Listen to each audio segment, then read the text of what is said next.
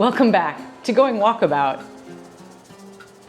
After spending many months in Mexico and going from coast to coast, visiting a lot of small cities and towns, we have found that there's many unwritten rules in the country of Mexico. Things that are not formally said, but we have found that these unwritten rules really help their whole world get along a lot more smoothly. It's interesting to note that many of these rules are grounded in respect. And what we have seen is that respect is definitely a big pillar of the Mexican society. We believe that because they're so respectful to each other and to foreigners and visitors as well, that helps things really run more smoothly on a day-to-day basis. In this video, I'm going to be going over 6 unwritten rules that I've learned since being here. And we've got 2 bonus rules, so stay to the end so you can hear those. And I believe that these rules really do help the whole society get along on a much more conflict-free basis.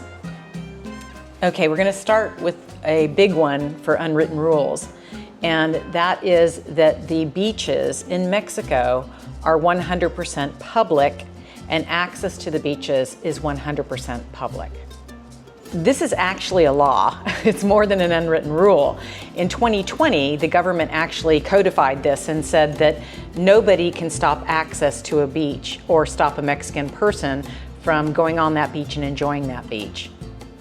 This particular unwritten rule is very important because recently a person, a woman, and I'm not sure if she was from Canada or the United States, was erecting a home in Nayarit, which is near Banderas Bay. It's near a place called Sayulita. And she had a home that she's building on the beach. And on the weekend, she was checking her home as it's being constructed, and there was a Mexican family on the beach in front of her home enjoying a picnic.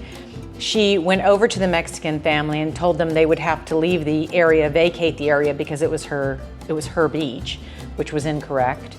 And then she took it a couple steps further and actually picked up some things and threw some of their things and so forth, which was really the wrong thing to do. So this has had a huge amount of press in the country of Mexico for good reason. Her behavior was completely uncalled for and outlandish. But most importantly, she obviously didn't understand the fact that the beaches in Mexico are completely for the people. And they can go anywhere on that beach. If it's sitting in front of somebody's home, as long as they're not doing anything destructive, that is their public area to enjoy. And I think the mayor from Bahia de Banderas, Hector, said it very well. He said, "The sea is not for sale. The sea is defended." If you know Mexican people and you've been here on Semana Santo, which is Easter week, they love their beach area. And again, the mayor for Bahia de Banderas went on to say, "Foreigners are welcome, but they must respect the laws and customs of Mexico. We will not allow abuses or privatization of what belongs to all of us." Now, this story does have a happy ending because the local mariachis in the area got together and they decided to have an impromptu concert in front of this woman's home. And I hear it was very successful. I actually have some photos of it here. And so that was a great way of them fighting somebody who was very mean and very rude and completely out of order with something as fun and as kind as doing an impromptu concert. Our number 2 on the list is there are taboos for conversation. So with there being 4 taboos for conversation, the first taboo is you don't talk about money. You don't talk about how much you have, how much the other person has, or inquire to what they have. It is not a subject that people discuss openly in this environment. The second taboo that people don't talk about is religion. What you'll notice about the Mexican people is that they are very open to receiving other religions. Albeit that the majority of the population is Catholic, they actually have people here that are Jehovah's Witnesses, they're Jewish, so they accept everybody, but in polite conversation, people don't usually bring up any type of religion. And number 3 should be no surprise, and that's that they don't discuss politics. For good reason, right? In most cases, politics can be very confrontational. I will also add to this one, and this is because I've gotten so much feedback on my channel about this. If you are a supporter of Trump in the United States, best to leave the Trump hat at home. Mexican people find the Trump paraphernalia pretty flagrant in as much as though somebody's trying to entice them into some kind of argument or fight. So it's fine if you wear that in your own country, it's your politics, but when you come to Mexico, it's best to leave that type of paraphernalia at home. And in this bucket of taboo things is number 4, and that's don't criticize the food. Many of these cultures in the states in Mexico have been going for thousands of years. Their food is a huge pride for them. Oaxaca literally is where cocoa comes from, pineapples. I could go on and on with how many things just come out of Oaxaca. Mole. So if you don't particularly like it, maybe keep that to yourself, because Mexican people are very proud of their food and they're very generous with sharing it. So the thing that would be very hurtful is if you criticize that. At number 3, we have keep calm in difficult situations. In Mexico, the person that loses their temper first is actually kind of the loser in the situation. And there's a reason for keeping calm. When you have cities that are very, very crowded, like Mexico City and many of the Mexican cities, and you have a very dense population, it's very important for cool heads to prevail. And that helps keep the societal order in a huge fashion. Recently, we saw a great example of this. We were being taken from Playa del Carmen to the airport in Cancun, and our taxi driver got in a head-on collision with us in the car. And within moments, the police were there. There were people who were, the first to see the accident happen. There were the people that were hit in the car in front. So all told, probably about 20 people. I can't recall one person raising their voice, one person being accusatory or angry. Everybody remained very calm, and it was amazing how quickly we were able to get another taxi and get on our way to the airport. And the taxi driver couldn't have been kinder, the police couldn't have been kinder, but everybody was really, really calm, which allowed for what was a quite shocking situation to be actually handled just beautifully. So that's a great example of why the calmness just really makes such a difference in this highly populated society. And number 4, the unwritten rule is watch where you step.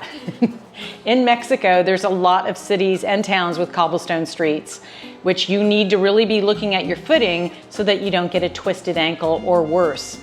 On top of that, sometimes there can be some big holes in the street, and people out of the kindness of their heart will try to put something on top of it, a piece of wood or whatever. Heaven forbid you step in one of the holes and it hasn't been covered. However, even when they are covered over with some wood or something, they are something that you could still trip on. So it's pretty important to kind of keep your eyes on the road as you're walking around. Lastly, due to stray dogs, which there's quite a few in each city and town, you will get doggy messes on the streets. So you definitely want to watch out for those. I will say that people in Mexico that have pets are very good about cleaning up for their pets. The problem is the stray dogs, which nobody really has any control over. So keep your eyes on the road while you're walking around and you should be just fine. Okay, so number 5, and that's that Mexicans love sharing food. So this is kind of multi-dimensional. The first being that if they offer you food, take it, try it. They're very, very generous people, and it means a lot to them, and they come many times from nothing, and yet they're willing to share what little they have, which is truly a very kind thing. So that's something that you want to do. It's an unwritten rule that's pretty important. Secondly, they love sharing their meals together. And you'll see this at grocery stores, dress shops, just about anywhere. My nail place that I go to for my hair and nails, the girls will all take their break together and they'll all eat. And we may have to wait 10 or 15 minutes while they have their meal. Meals are really important to them, especially the midday meal. You find they share it a lot. The other thing that you'll see a lot is construction workers will all come down to the street together and they may sit on the street on a curb in front of somebody's home or somebody's condo and eat their lunch. It's best not to disturb them. It's an unwritten rule. They're having their lunch break together, they're enjoying it, and they're not hurting anyone. And just to reiterate, streets and curbs and things like that are all public places. So, you know, it's not something where somebody should enforce the fact that, hey, it's my home and I don't want you to sit in front of it. These are public places where they enjoy their time and their lunch. At number 6, we have something that is near and dear to my heart, and that's that many of the grocery stores will allow the older folks to come in and do the bagging of the groceries. It's important for you to understand, because it's an unwritten rule, that these folks do not get paid. They may actually even have a uniform on from the grocery store, but the truth is they do not get paid. They only get tips that people give them for bagging the groceries. And in many cases, this is a huge subsidy to their way of life, because they don't have a lot of the different pensions and Social Security that a lot of folks from maybe Canada and the United States might enjoy. So an unwritten rule is when you're in the grocery store, always give those folks some money. And I've noticed people that seem very, very poor, even if they only have a peso or two, they always give money to the folks bagging their groceries. So keep it in mind, and you'll make some people very happy when you're here. Okay, so here's the first bonus tip, and that is hold the door open for whoever is coming behind you, or if somebody's coming out in back of you, either way.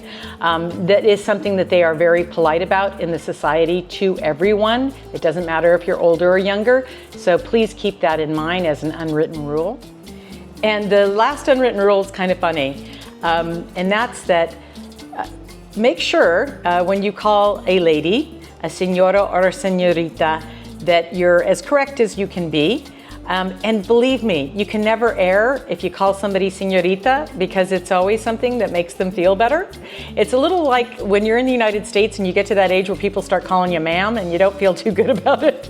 So I have found that better to err on the side of calling somebody señorita than señora. And many times I have found that if I make the mistakes and say señora, and then I turn around and say, no, señorita, I get a huge smile because people enjoy being a señorita for as long as they can, which is understandable. So hopefully that's been helpful. A few unwritten rules in this wonderful society here in Mexico. Please, as I've said, leave comments below if you have more that I've missed. We'd love to hear them. And if you've enjoyed the video, the thumbs up really helps the channel hugely. Or, as I say, better yet, love it if you subscribe. Thanks for watching. We'll see you next week. Cheers for now.